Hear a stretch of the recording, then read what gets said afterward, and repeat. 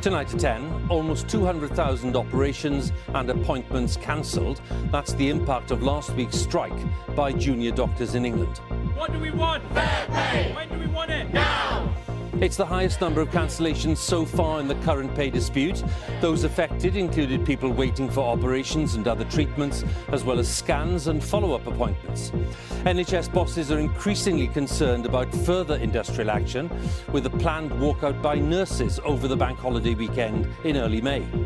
I think we feel very much like we're getting to the edge of our ability to continue to deliver in care during these circumstances. Our staff are utterly exhausted. We'll have the latest on the cumulative effects of industrial action in the NHS in England. Also tonight, in Russia, one of President Putin's main critics is sentenced to 25 years in jail. We'll have the latest from Moscow. For Vladimir Karamurza, the maximum possible punishment, a quarter of a century behind bars. And that sends a chilling message to anyone here thinking of taking on the Kremlin. Prime Minister under investigation after allegations of a possible failure to declare his wife's financial interest in a business that could benefit from government policy.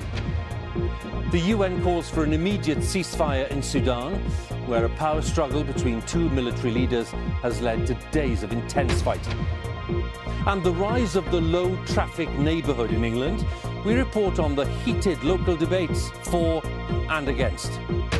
And in the northwest, the trial of a nurse who's accused of murdering 7 babies hears details about notes found at her home and calls to scrap the region's smart motorways as the government says no more will be built.